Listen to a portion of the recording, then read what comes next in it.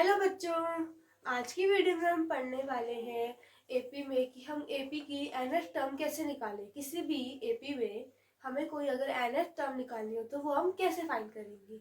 ठीक है, तो इसको फाइंड करने के लिए हमारे पास एक फॉर्मूला है जिससे हम स्टडी करेंगे कि हम किसी भी एपी की कोई भी टर्म कैसे निकाल सकते हैं।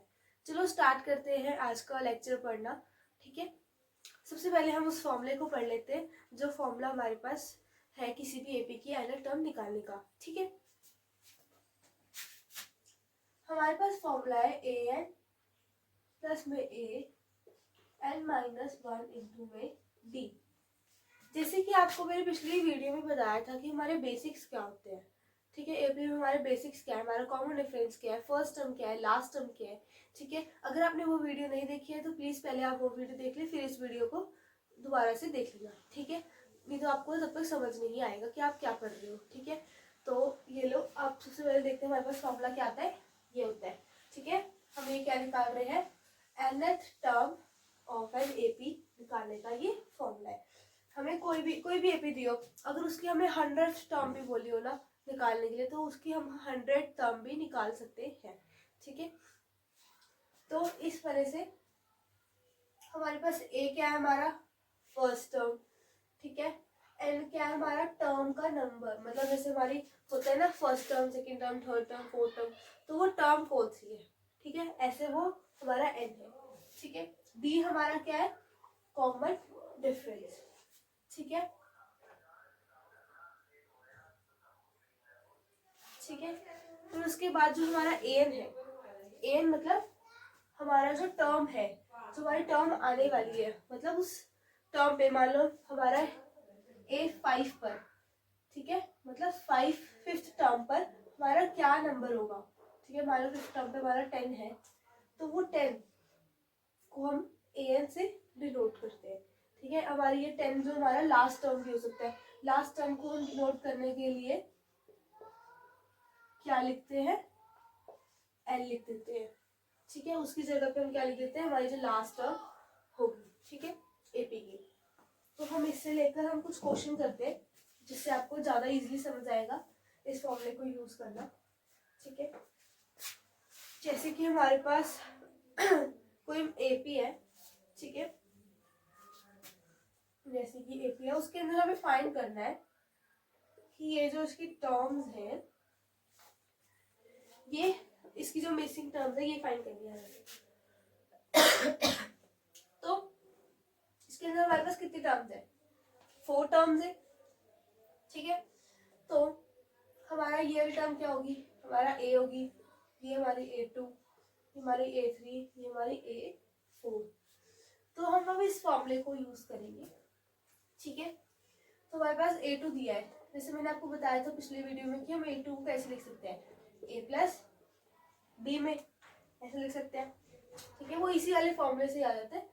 अगर हमारी A2 कौन सी है, सेकंड टर्म है, अगर हम यहाँ 2 पुट करें, n की जगह पे 2 पुट करें, तो 2 माइनस 1 1, तो क्या आ गया हमारे पास an, मतलब n मतलब हमारी 2, यहाँ पे 2 पुट कर दिया, 2 पुट कर दिया, तो हमारा क्या आ गया, a प्लस b आ गया। ठीक है, उसके बाद हमारा a हमें पता नहीं है, तो और हमें d भी नहीं पता चल रहा है इसमें, तो चलो हम इसका भी लिख लेते हैं A4 जो हमें पता है। A4 को कैसे लिख सकते हैं, a प्लस 3d, इसे भी आगे यहाँ पे 4 पुट करोगे, n की जगह पे 4 पुट कर दोगे तो हमारे पास आ जाएगा कि हम A4 को किस तरीके से लिख सकते हैं, a प्लस 3d की उसमें। अब हम इसे सॉल्व करेंगे, जो हमारे पास ये इक्वेशन आई है। ठीक है, इसे हम जब सॉल्व करेंगे, इसे हम एलिमिनेशन, हमारी ये जो लीनियर टर्म्स है, हमारी ये लीनियर इक्वेशन मांगी है। ठीक है, अगर हम इसे सॉल्व करते हैं, माइनस कर दे तो हमारा ये कट जाएगा, इसमें से हम इसे माइनस करते हैं, जो हमारी A2 वाली जो टर्म है वो हमारी क्या है, A2 हमारे पास 13 है, A4 हमारे पास क्या है, 3 है, तो इसके आगे हम ये लिख देते हैं। ठीक है, तो इसमें से इसको माइनस किया,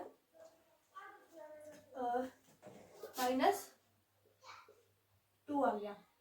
ठीक है, उसके बाद हम इसमें से इसको माइनस कर देंगे, तो हमारे पास कितना आ जाएगा, 10। तो हमारे पास डी कितना आ गया, -5। ओके, तो हमारे पास डी कितना आ गया -5। अब किसी भी इक्वेशन में इस -5 को पुट कर दो तो हमारे पास ए की वैल्यू आ जाएगी। इसमें हम फर्स्ट वाले में पुट कर देते हैं।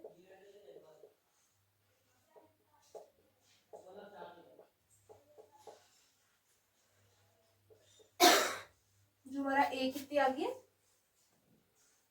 तो हमारे पास ए कितना आ गया 18।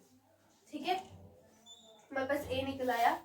अब हमें क्या निकालना है, अब ए की वैल्यू को, हमारे पास ए कितना आ गया 18। अब हमें क्या निकालना है A3। A3 को हम कैसे लिख सकते हैं, a + 2d। ठीक है, तो ये कितना हमारे पास 18 + 2 × -d में क्या होगा -10 8, तो हमारे पास ये 3 भी आ गया। तो देखा आपने, इस फॉर्मूले को यहाँ पे हमने यूज किया है। ठीक है, उससे हमारे पास कितना इजीली हम किसी भी टर्म को निकाल सकते हैं हमारी एपी में। ठीक है, अब ऐसे ही आप बाकी क्वेश्चन भी ट्राई करना। अब हम करते हैं एक क्वेश्चन, वो भी सेम ऐसा ही है, थोड़ा सा डिफरेंस है बस।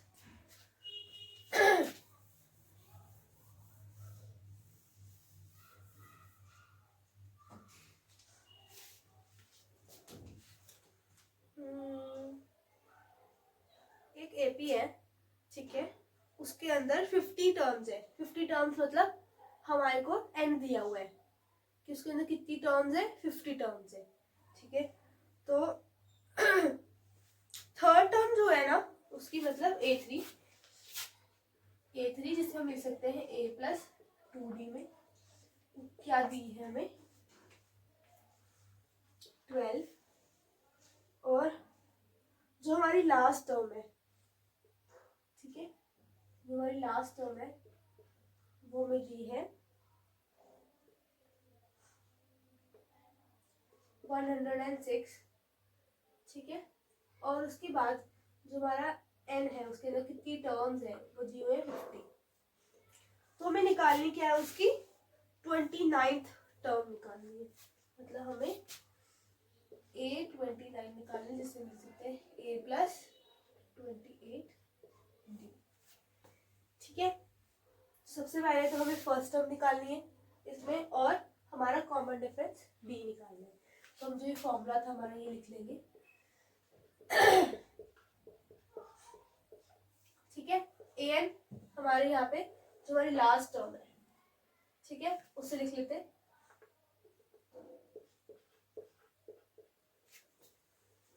a कितना है, a में नहीं पता, n कितना है 50, 50 - 1 49 d। ठीक है, और एक हमारे पास थी ये वाली इक्वेशन, ठीक है, a + 2d = 12। ठीक है, अगर हम इसे माइनस कर दें कट जाएगा ये, इसको करने से हमारे पास क्या आएगा 47d। ठीक है, अगर हम अभी इसे माइनस कर दें यहाँ से, ये आ जाएगा हमारे पास 94। ठीक है, तो हमारे पास d क्या आ गया 2। सॉरी, हम 94 को इधर ले जाते हैं, 47 इधर, तो d हमारे पास 2 क्या आ गया, d हमारे पास कितना आ गया 2 आ गया। ठीक है, हमारे पास d आ गया। अब मैंने क्या बताया आपको, किसी भी इक्वेशन में पुट कर दो जो आपको इजी लगता है। इक्वेशन इजी है, इसे पुट कर देते हैं। 2d यहाँ पे आप पुट करेंगे तो क्या हो जाएगा, ये 4 हो जाएगा। इसको सॉल्व करें तो हमारे पास कितना आ जाएगा 8। हमारे पास हमारी फर्स्ट टर्म आ जाएगी। अब हमारे पास फर्स्ट टर्म भी आ गई, कॉमन डिफरेंस भी आ गया। ठीक है, अब हमारे पास सब कुछ है, तो हम 29 टर्म निकाल सकते हैं, जिसको हम ऐसे लिख सकते हैं, ऐसे लिखते हैं 29 टर्म क्या आ गई, a मतलब 8 प्लस में 28 × 2। ठीक है,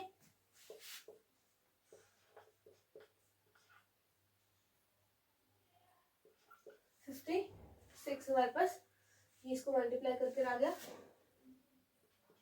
इसमें हम इसको आगे ऐड कर देंगे, हमारे पास क्या आ गया 64। जो हमारी 29 टर्म है वो क्या हो होगी हमारी 64 होगी। ओके, तो हमारा ये क्वेश्चन भी सॉल्व हो गया। देखा आपने कितना इजी है इसे सॉल्व करना। बस हमारी कैलकुलेशन में मतलब कैलकुलेशन हमारी अच्छी होनी चाहिए जिससे हमारी कोई मिस्टेक ना हो। ठीक है, अब हम नेक्स्ट क्वेश्चन करते हैं जो कि हमारा बहुत इंपॉर्टेंट है इस एक्सरसाइज से, पेपर में भी आता है।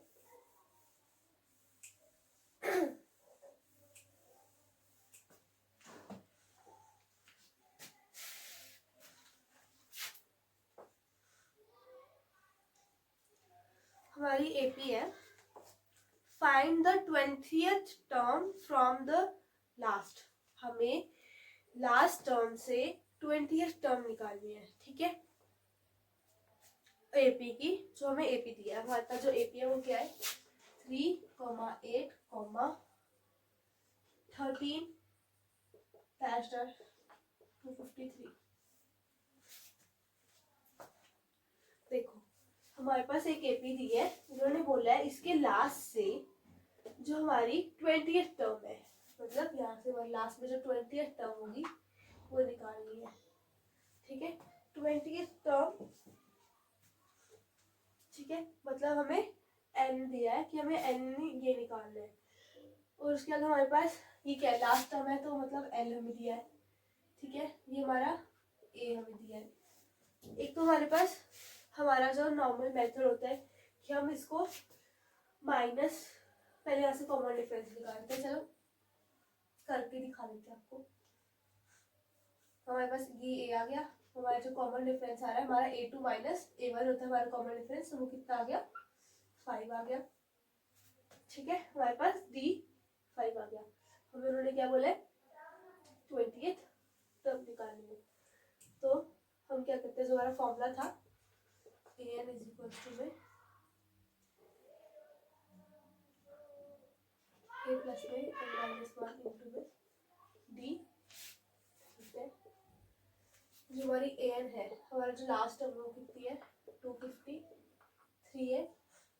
a क्या है 3 प्लस में n माइनस 1 और d कितना है 5।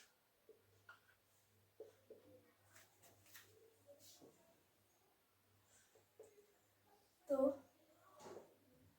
253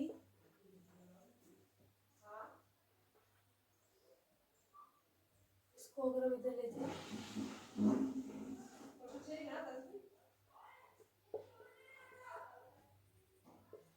5n माइनस 5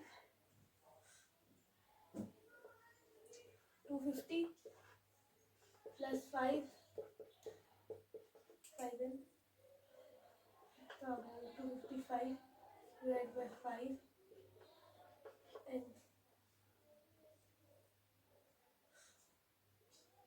इससे हमें पता लगा कि हमारी जो टर्म है, हमारी जो एपी है उसके अंदर कितनी टर्म्स है। ये हमारे पास आ गया 51। ठीक है, अब हमने जो n निकाला है वो उससे क्या पता लगता है कि ये जो हमारे पास एपी है इसके अंदर कितनी टर्म्स है। तो हमारे पास टर्म्स कितनी है टोटल इसके अंदर 51। ठीक है, अब हमें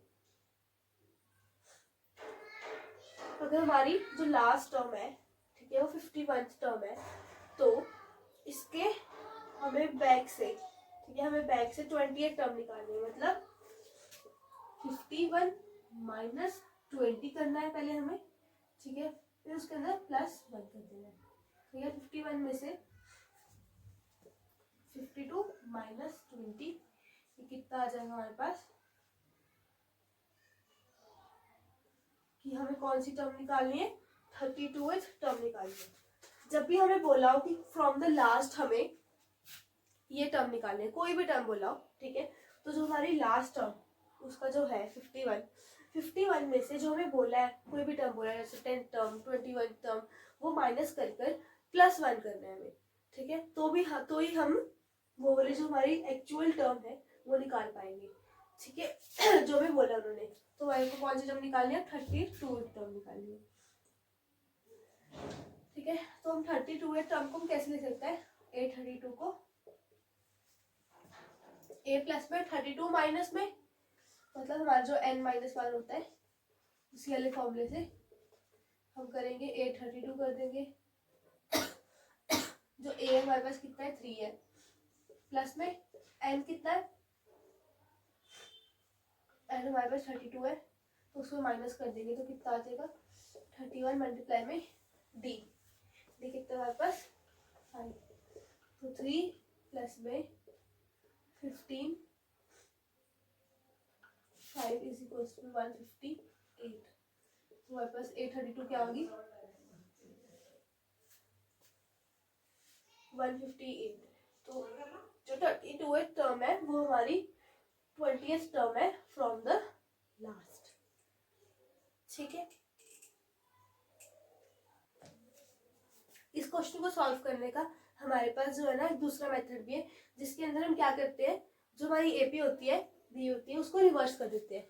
ठीक है, जो हमारी एपी दी थी वो हम उसे रिवर्स कर देते हैं, जो हमारी लास्ट टर्म थी उसे हम फर्स्ट मानेंगे, जो हमारी फर्स्ट थी उसे हम लास्ट कर देंगे। तो हमारी एपी अब ये बनती है, तो हमारे पास ए अब क्या है ये है। ठीक है, तो हमारी लास्ट टर्म क्या है 3। अब हम इसके बीच का डिफरेंस निकालते हैं। डिफरेंस निकालने के लिए इसको माइनस इससे करेंगे, तो 3 - 8 इज इक्वल्स टू में -5 आ जाएगा।